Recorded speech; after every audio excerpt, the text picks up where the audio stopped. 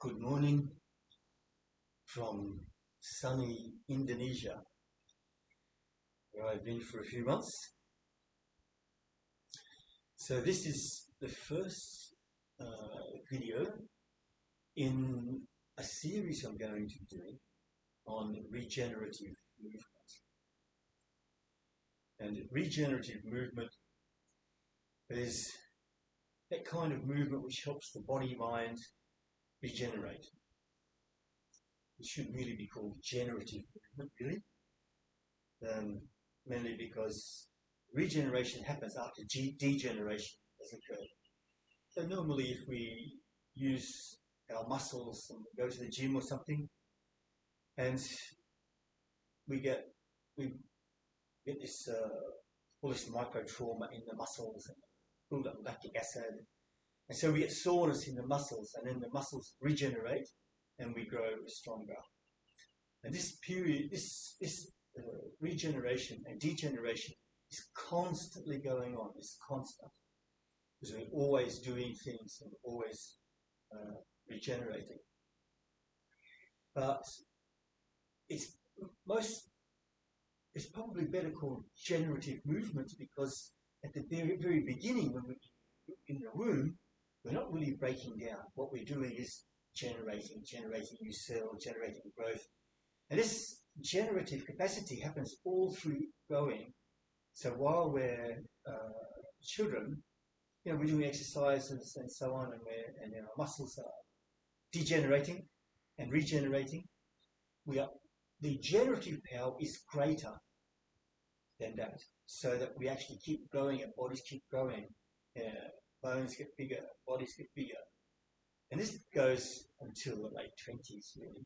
So that was what I call the youth imperative. So the youth imperative, there's more generation going on than degeneration. And then there's a period, maybe say late 20s to late 40s, or even later in today's world, where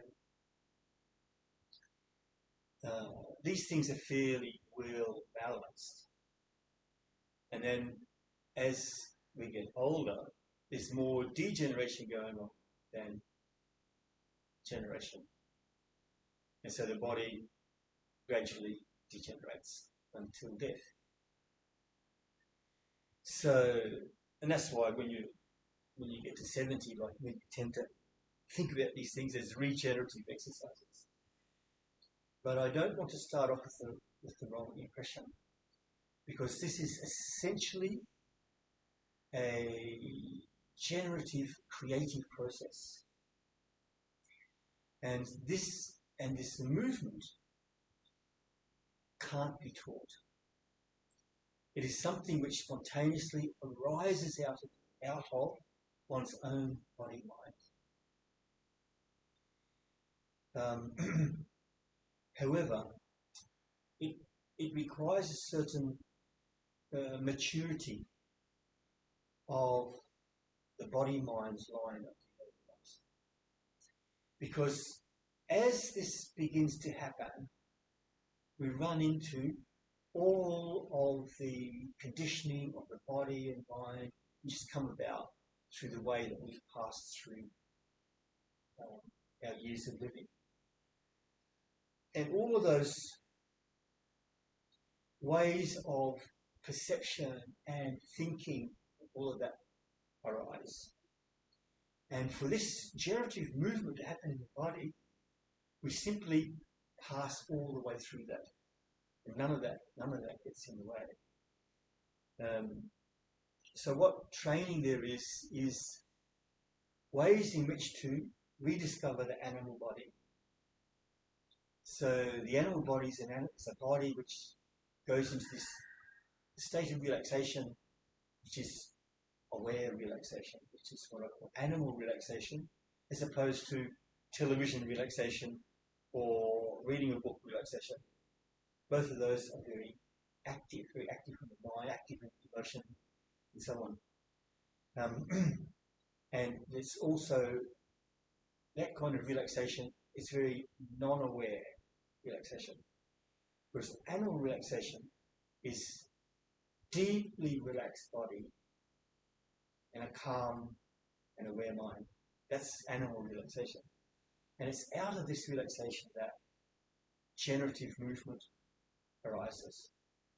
So the things which get in the way of that kind of relaxation are those things that can be trained. And that's really what we're going to be doing.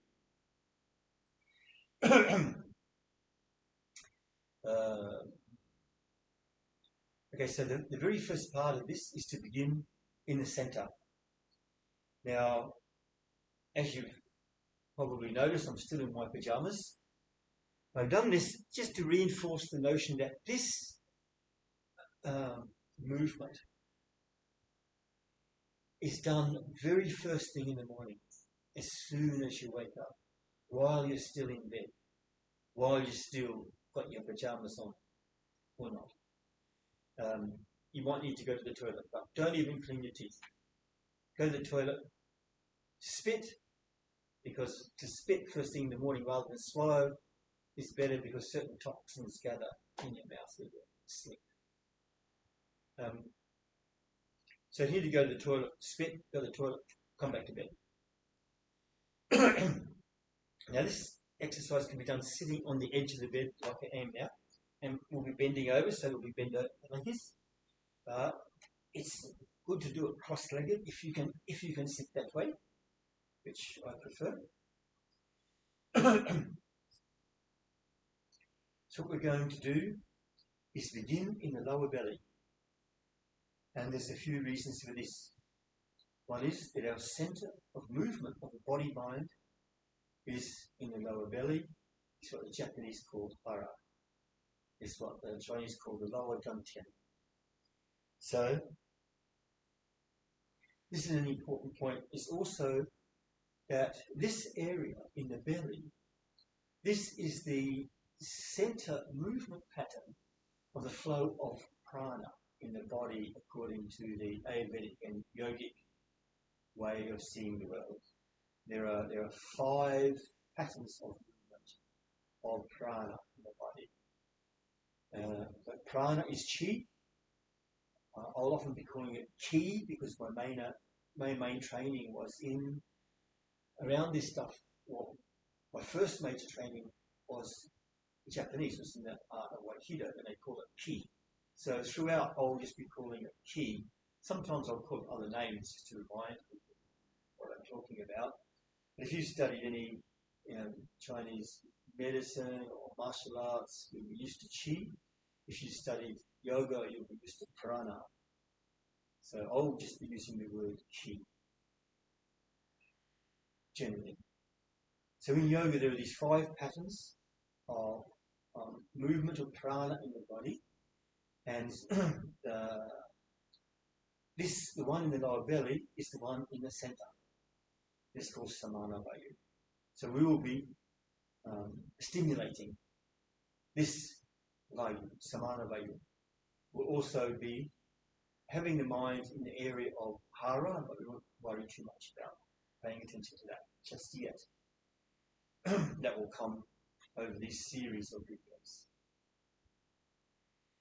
So this is essentially an abdominal massage, and it stimulates digestion, helps to heal many, many digestive ailments.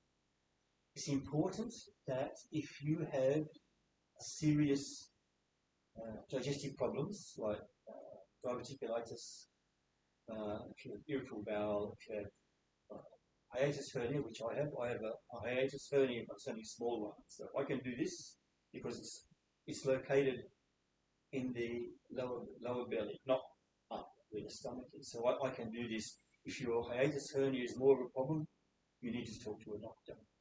So if you've got any serious digestive problems, talk to a doctor. If you've got minor problems like bloating or these kinds of things, these kinds of exercises will go, or these kinds of movements will go a long way towards eradicating the problem. Of course, most of the problem comes to diet and the amount of exercise you get and so on. But we're not concerned about that. Okay, so to begin this, hold your thumb like this. your little fingers, hook them into these little wing bones of your hips. And what we're going to do is lean forward and then press our knuckle of the index finger into the belly and bend forward like this.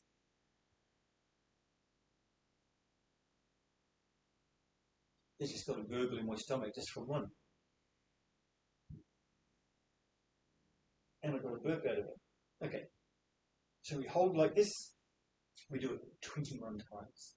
We breathe in on the way up, breathe down on the way down. When we begin at 21 and count backwards. This is so that the mind doesn't go into normal mode. We get the habit, we go 1, 2, 3, we're doing a repetitive exercise, so the mind goes off to what I'm supposed to be doing today, or, what I should have said to, Auntie Mabel, last night's dinner, or whatever. So what we want to do is have the mind and the body coordinated together. This will be true throughout the series. This capacity to be aware, we'll be developing this. And so this is another reason why it takes a certain maturity of mind to be able to do regenerative movement. There's at least a certain maturity in the body-mind line of development.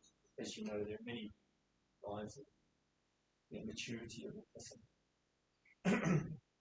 So putting your little fingers into the wings of your hips, bow down, breathe out. 21. 20. 19.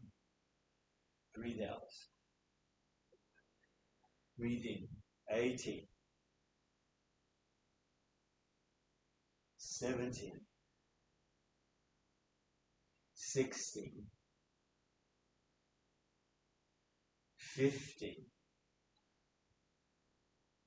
14. 13. 12. 11. 10. 9. 8. 7.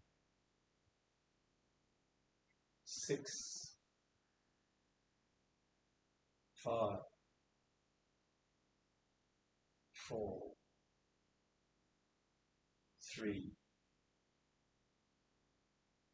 2.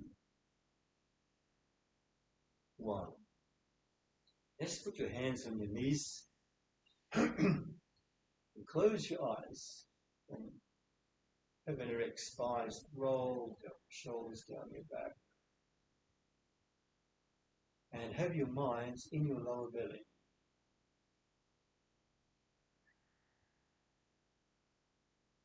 We're just going to sit with a few breaths with awareness in the lower belly.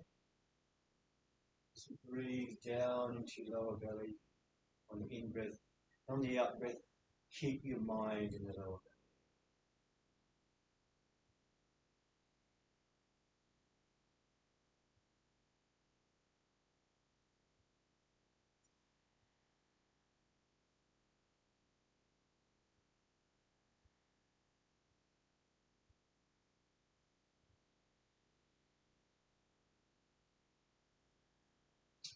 And that's the finish of this part of morning exercise.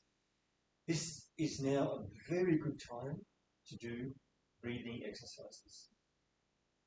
I do alternate nostril breathing and Kapalabhati breathing, which a sequence given to me by my yoga teacher in India, where I'm going in a couple of weeks.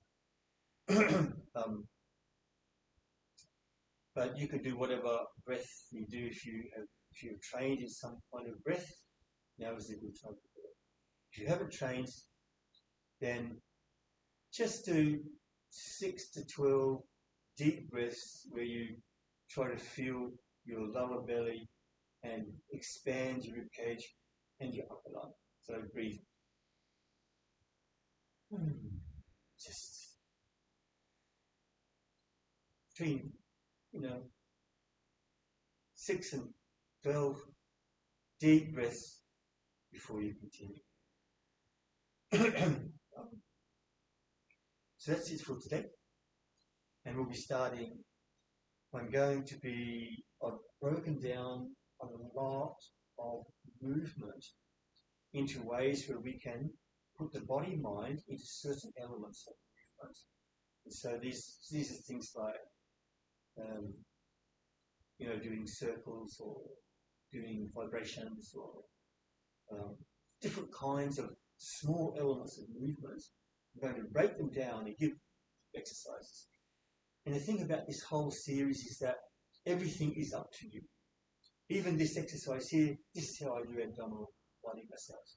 There's some people who do one where they lie down and they've got a special way of massaging their belly. They do that. The important thing is at the beginning of the day to begin in the center. If you want to learn generative movement, begin in the center. Always, the grandmothers always used to say, how's your belly? If you're feeling too well, have you been to the toilet today? There's also the center of Ayurvedic medicine, which is a medicine of health, rather than a medicine of sickness, which we have in the West.